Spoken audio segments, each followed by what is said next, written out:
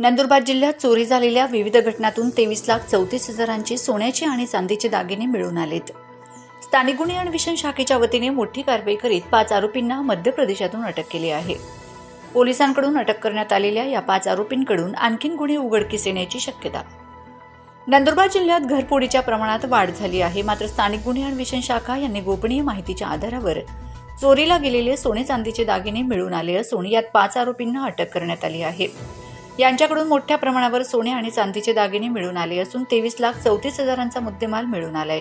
हे सर्व आरोपींना मध्य प्रदेश राज्यातून अटक करण्यात आली असून या आरोपींवर महाराष्ट्रासोबतच इतर राज्यात देखील गुन्हे दाखल असल्याची माहिती आहे।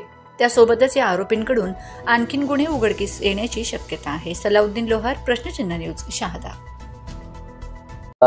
नंदुरबार जिल्ह्यामध्ये 29 डिसेंबर 2024 ते 30 डिसेंबर 2024 रोजी पोलीस हेडक्वार्टर लाईन्समध्ये एक घरफोडी घडली होती। त्यामध्ये आपण नंदुरबार शहर पोलीस स्टेशन अंतर्गत क्राईम नंबर 764/2024 असा रजिस्टर केला होता आणि त्याचे समांतर तपास स्थानिक गुन्हे शाखाचे अधिकारी व अंमलदार यांनी केला होता।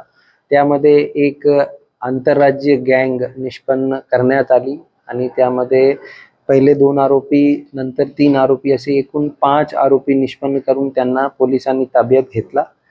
त्या सर्व आरोपींच्या वेगवेगळे इंट्रोगेशन आणि इन्क्वायरीमध्ये आणि तपासामध्ये एकूण 23,34,310 रुपयांच्या किमतीचा मुद्देमाल जप्त करण्यात आला।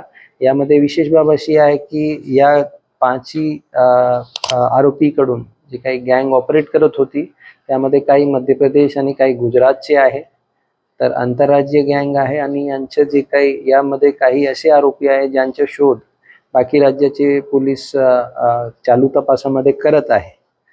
त्या व्यतिरिक्त या गँगच्या माध्यमातून जिल्ह्यामध्ये एकूण 4 गुन्हे करण्यात आले होते, ते निष्पन्न या तपासामध्ये झाले।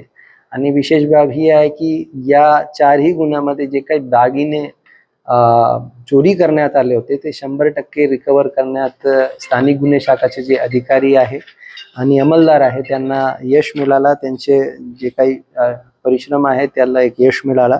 यामध्ये स्थानिक गुन्हे शाखाचे प्रभारी अधिकारी श्री हेमंत पाटील आणि त्यांचे दुय्यम अधिकारी श्री मुकेश पवार, त्याचबरोबर पोलीस हवालदार श्री मुकेश तावडे, राकेश मोरे, विशाल नागरे, बापू बागुल, पोलीस नायक मोहन दमदरे, पोलीस सिपाही अभय राजपूत आणि विजय धिवरे अशी या टीमची कंपोजिशन आहे। या सर्व अंमलदारांना खूप अभिनंदन आहे आणि अशाच पद्धतीने पुढेही त्यांचं काम राहील अशी अपेक्षा आहे।